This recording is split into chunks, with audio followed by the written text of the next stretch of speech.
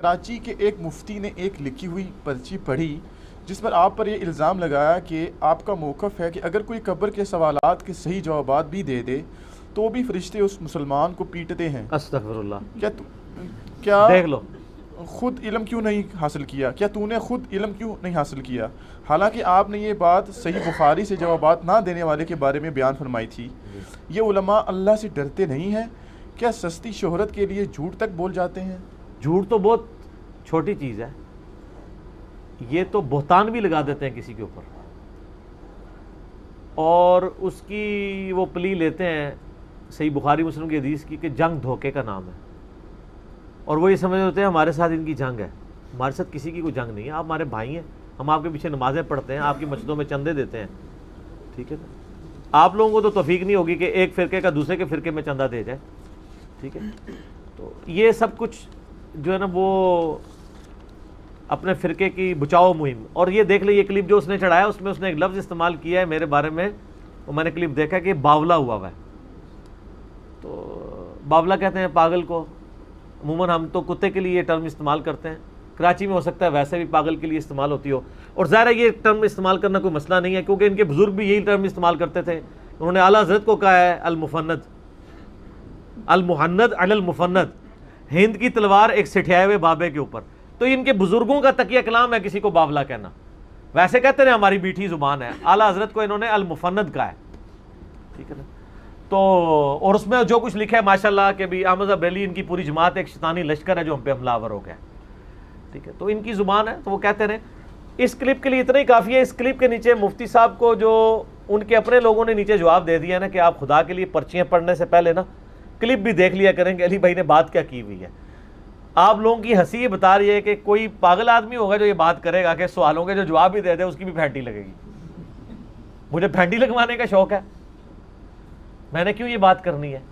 وہ تو بات ہی بالکل ڈیفرنٹ ہے۔ وہ میں نے صحیح بخاری سے، بڑی مشہور حدیث ہے، میرے ایک یوٹیوب پہ کلپ ہے بہت وائرل ہوا ہے، قبر کے 4 سوال، 3 نہیں 4، 3 تو سوال ہے نا اور چوتھا اس کی جان ہے۔ وہ صحیح بخاری میں بھی حدیث موجود ہے اور ابو داؤد کے اندر بھی موجود ہے، دونوں کو ملا کے میں وہ آپ کو بیان کرتا ہوں۔ بخاری شریف میں جو 1374 نمبر حدیث ہے انٹرنیشنل نمبر کے مطابق کتاب الجنائز چیپٹر میں، اس میں آتا ہے کہ جب منافق شخص سوالات کے جوابات نہیں دے پاتا، منافق سے مراد آپ یہ نہیں سمجھیں کہ منافقین مدینہ، مراد یہ کہ جو مسلمانوں میں سے بھی ہے، تو وہ سوال کے جوابات میں کہتا ہے لا ادری لا ادری، مجھے کچھ پتہ نہیں، مجھے کچھ پتہ نہیں، ٹھیک ہے؟ اور وہ اینڈ پہ یہ کہتا ہے کہ جی میں تو وہی کہتا تھا جو لوگ کہا کرتے تھے، یعنی میں سنا کے اگر میں قادیانی ہوں، گھر پیدا ہوا تھا تو میں قادیانی تھا، میں نے کبھی کوشش ہی نہیں کی۔ تو فرشتے اسے کہتے ہیں لا دریتا ولا تلیتا، اس کے 2 ترجمے کیے گئے، تو نے خود سمجھنے کی کوشش اور خود چلنے کی کوشش کیوں نہیں کی حق کے راستے کو فالو کرنے کی؟ اور ایک ترجمہ یہ بھی بنتا ہے کہ تو نے خود سمجھنے کی اور جو لوگ سمجھ کے راستے پہ چل رہے تھے ان کو فالو کرنے کی کوشش کیوں نہیں کی؟ دونوں ترجمے بجا کے وقت درست ہیں، بل دیوبندیوں نے یہ ترجمہ کیا کہ تو نے خود سمجھنے کی اور حق کو فالو کرنے کی کوشش کیوں نہیں کی؟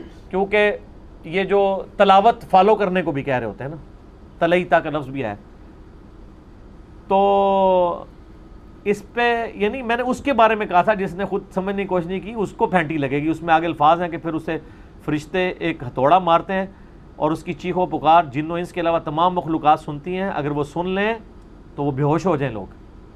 اور ابو داؤد میں حدیث ہے کہ اس سے پہلا سوال ہوتا ہے من ربو کا، وہ کہتا ہے ربی اللہ جو مومن ہے، ما دینوں کا، وہ کہتا ہے دین الاسلام۔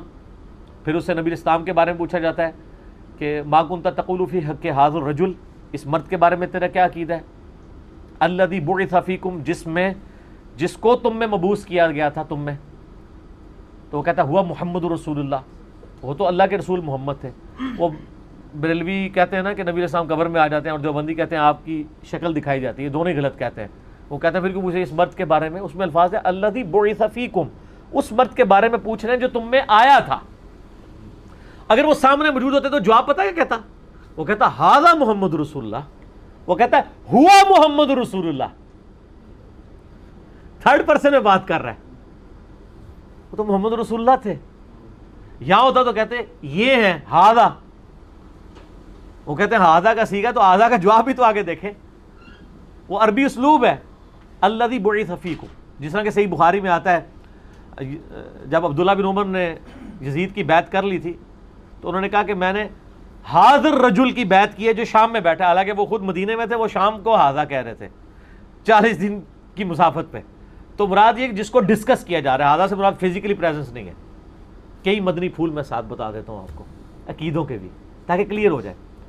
تو جب تینوں سوالوں کے جواب دیتا ہے نا تو فرشتے کہتے ہیں تو یہ چیزیں کیسے معلوم ہوئی؟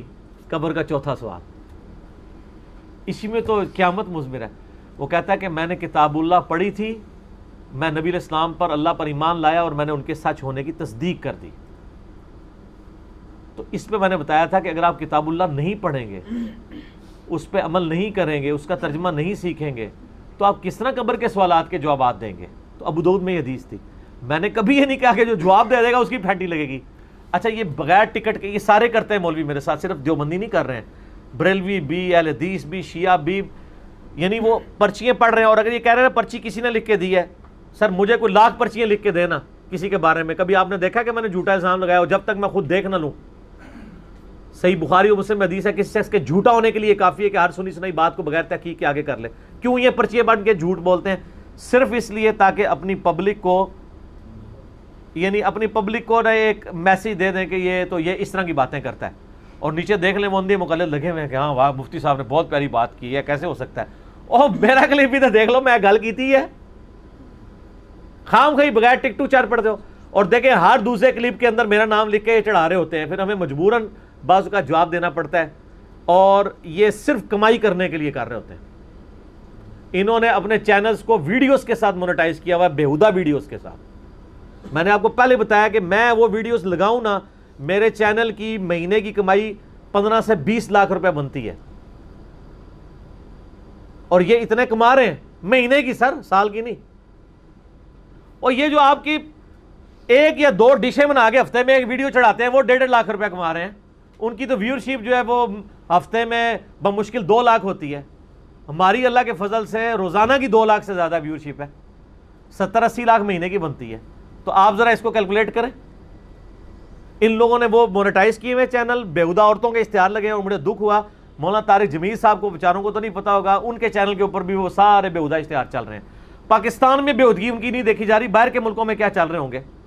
ویڈیو اشتہار کا مطلب ہے کہ بلیڈ کا اشتہار بھی آئے گا نا، اس میں بھی عورت ٹپکی ہوگی، حالانکہ بلیڈ کا عورت کے ساتھ کیا لینا دینا، شیو تو مرد نے کرنی ہے، صرف بیہودگی پھیلانے کے لیے. ویڈیو اشتہار میں یہ فتنہ چھپا ہوا ہے کہ اس میں عورت ضرور آئے گی، اور یہ سارے کے سارے فتنے تو یہ ان چکروں میں اس طرح کے جھوٹے الزام لگاتے ہیں. میں ان کو بس یہی کہوں گا لعنت اللہ علی الکاذبین. جو بھی جھوٹ بول رہا ہے، اگر میں جھوٹ بول رہا ہوں میں لعنت کا مستحق ہوں، اگر یہ بول رہے ہیں تو یہ لعنت کے مستحق ہے. اللہ سے خوف کھائیں اور دیکھا کریں کہ یہ بات میں نے کہی ہے.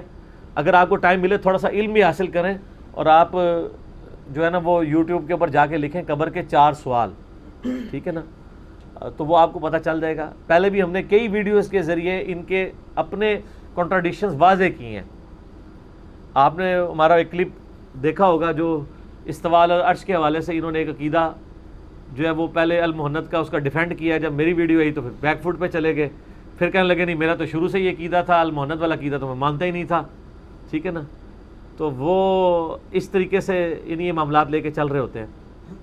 اور باقی جو کچھ اس طرح کی حرکتیں کرتے ہیں چیپ تو کرتے رہیں، اس سے سچائی کی آواز تو نہیں دبے گی.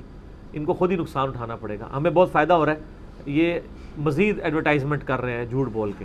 سب سے زیادہ فائدہ ہمیں اسی وقت ہوتا ہے جب ہم پہ جھوٹا الزام لگے، تاکہ ہم کلیریفیکیشن دے دیں. ٹھیک ہو گیا جی.